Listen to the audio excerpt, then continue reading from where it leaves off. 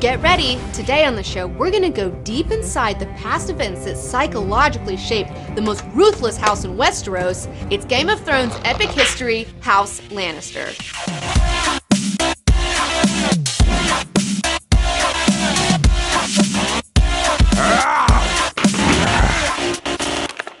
So for robots with broken fuses and busted springs, here's a speed recap of the Lannisters. Oh, good. Huh. So the main players are as follows. Go! Tywin Lannister is the patriarch of the family. He's totally capable, he's super smart, but he has such high impossible standards that none of his children can ever live up to. Then you have the incestuous beautiful twins, Jaime and Cersei Lannister. They're super narcissistic. They totally love boning each other all the time because they just love themselves so much. Jaime's a badass knight of the land. Everybody's afraid of him, will totally murder you with a sword. Cersei is really hot and she's a grade A cunt. Then you have their little brother Tyrion. He's a dwarf. Everybody hates on him. His whole family hates on him all the time, even though he's a good guy. Even the whole land of Westeros hates on him because he comes from a jerk family, so people just think he's a jerk too, which is totally unfair. And then you have Cersei and Jaime's tainted offspring. You have Prince Tommen, Princess Marcella, and King Joffrey, who's totally like a psychopathic, like little sadistic boy king who was ruined by his mom. He didn't have any father figures because nobody liked him, and he's also the most hated fictional villain of all time. I'm pretty sure. I'm calling it. What did you say Cersei was a grade A? A C word. I said it. I've never heard that word before. Well, Cersei Lannister is the reason the word cunt was made. Oh. So the whole Lannister family is a bunch of cunts, huh?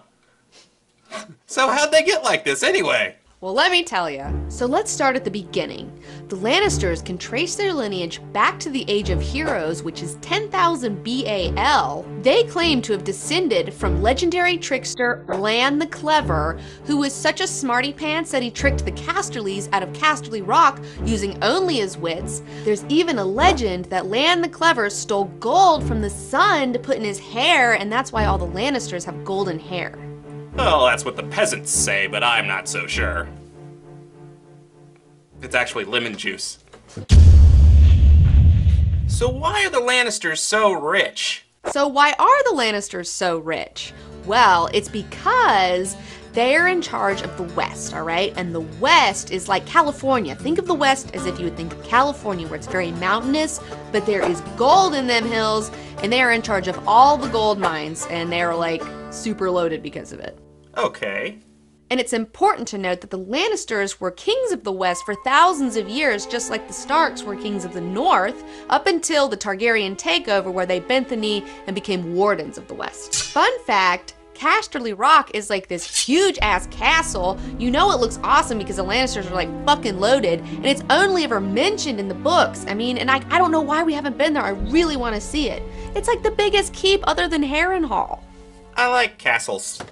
Fun fact number 2, you know how all the other great houses have a Valyrian steel sword? Well, the Lannisters used to have one called Bright Roar, up until King of the Rock Tommen II sailed off to Valyria with it. He was never seen or heard again. Then later on, Tywin's brother sails off to Valyria to try to find it. He's never seen or heard from again because anyone who sails to Valyria is like friggin' doomed. It's like a super gnarly Bermuda Triangle.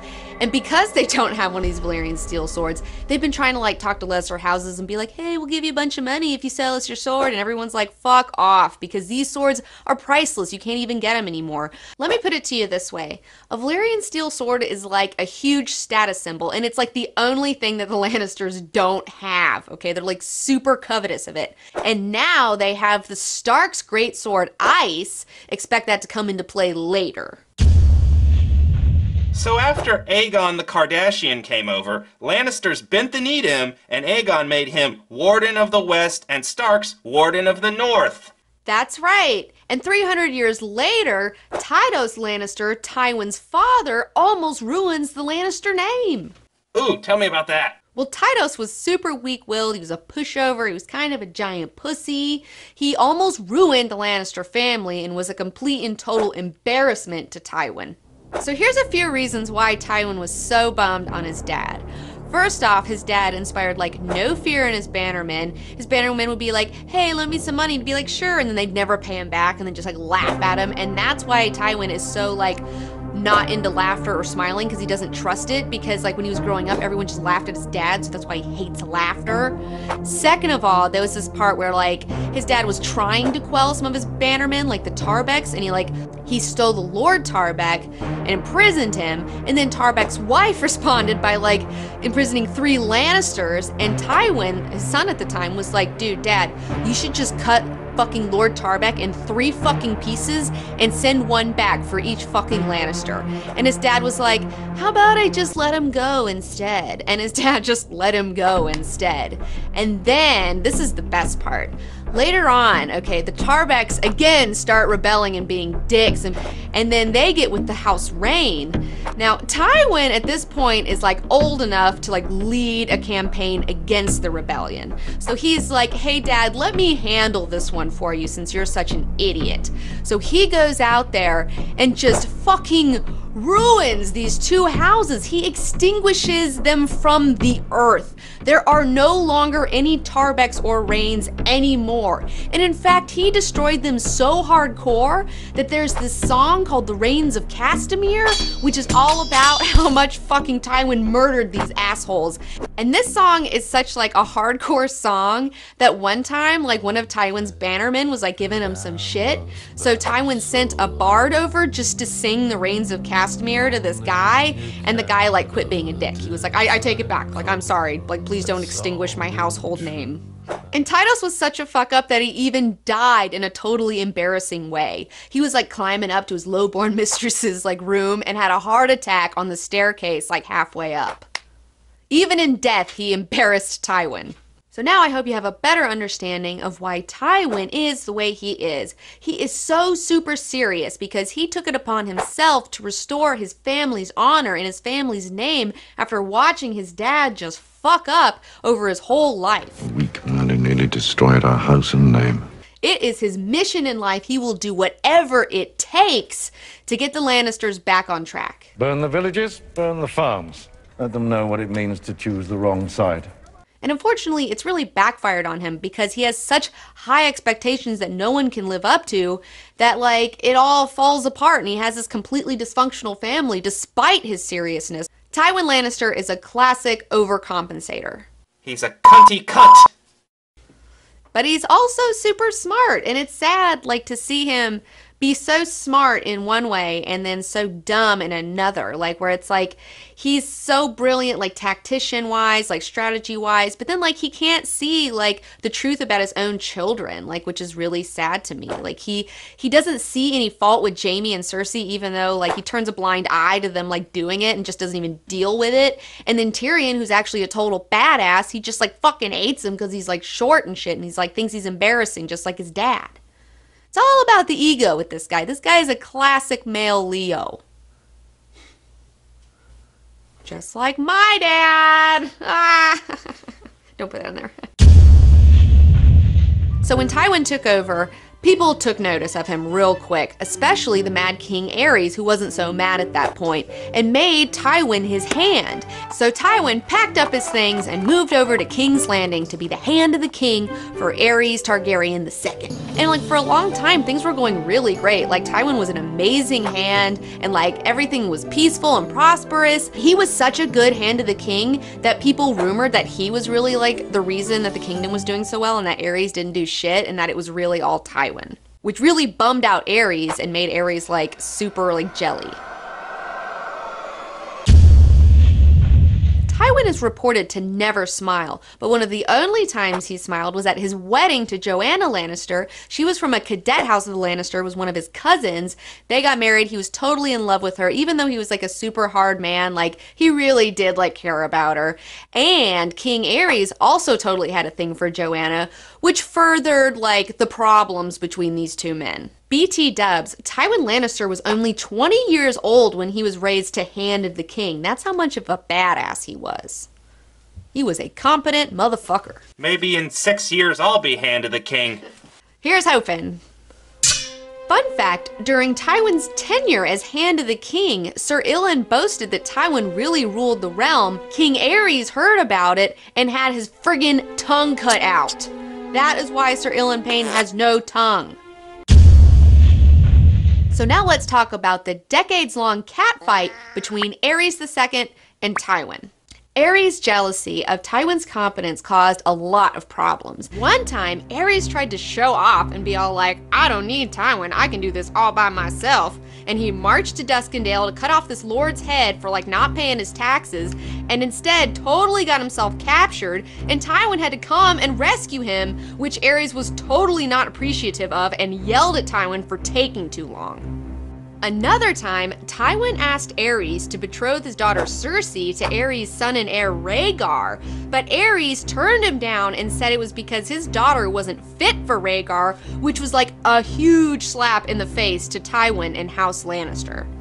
The last straw was when Aerys made Tywin's son Jaime a member of the Kingsguard, thereby robbing Tywin of his heir, so Tywin quit and moved back to Casterly Rock with Cersei.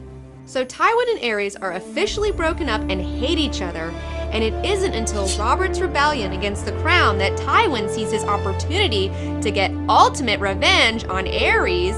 Tywin stays out of the fray until it looks like Robert is definitely gonna win, so then Tywin takes his host to King's Landing, tricks Aerys into letting him in, saying, hey man, I'm here to help you, bro, and then turns around and sacks the shit out of King's Landing and helps secure the downfall of House Targaryen. So anyways, Tywin like dirties his hands, gets rid of the rest of the Targaryens because he knows that like Robert views himself as like a hero. Robert doesn't want to kill babies, but Robert knows that these babies would have a claim to the throne and could possibly like totally come back later and bite him in the ass. So Tywin goes ahead and does the dirty work for him. He wraps all of their bodies in red cloaks so you can like hide the blood, and it's also like Lannister crimson. And then like presents the bodies to Robert saying like, hey, like we have forever forsaken the Targaryens. Even though we used to be loyal to them, we have obviously like bummed everyone out with this shit, and you can trust us. So not only did Tywin earn King's Landing's hatred, but he also earned the hatred of the Martells from Dorne, because Aaliyah was a Martell before she married Rhaegar. So Tywin pissed a lot of people off, but Tywin didn't give a fuck, and he ended up securing his daughter to be married to Robert through this action, which, you know, earlier he was trying to get Rhaegar to marry Cersei, so now he's like totally happy. He's like, I got what I wanted, yay, my daughter's married to like the next king. So Tywin did a lot of terrible things, but he did what he thought it would take to secure his family in Robert's like new regime. This is the thing about Tywin, like Tywin don't give a fuck, okay? Like, Tywin will go the extra mile. He will out crazy anyone, because in a fight, the person who's willing to go the farthest is the one who's gonna win. And Tywin is willing to go pretty fucking far, okay? Like, he does not mess around. So Tywin isn't inherently evil like Joffrey or like the Boltons or anything like that. But he is willing to do super fucked up, evil, gnarly shit like killing fucking babies to make sure that his house is like secure. Your mother's dead. Before long I'll be dead, and you, and your brother, and your sister, and all of her children. All of us dead, all of us rotting in the ground. It's the family name that lives on. It's all that lives on. Not your personal glory, not your honor, but family. Do you understand? In a world where if you don't cut off your competitor's head, they're going to end up cutting off your head, it's one of those things where it's like, yeah, I can see why he's willing to like lie, cheat, steal, and do all this stuff. Because it's like, if you don't do that, then you're going to end up losing, and then you're going to get your head cut off. So it's kind of like... You have to be the cuntiest of the cunts. Taking a little too far now. And that's how messed up medieval society was, okay? Like... This shit actually happened in our past, in humanity's past. It's like totally barbaric, super brutal. And the thing is, like in the show, they say the Game of Thrones, you win or you die. And like, that's not a joke, it's a truth. So now that we've illustrated how incredibly ruthless Tywin Lannister is, that should shed some light on why his family is so dysfunctional and why his kids are so messed up. And we're not done yet. We will continue the epic history of the Lannister lineage in part 2 of this video, where we will discuss Tywin's children Cersei, Jaime, and Tyrion, and his grandchildren Tommen, Marcella, and Joffrey, and the events that transpired before the events of Season 1 Game of Thrones.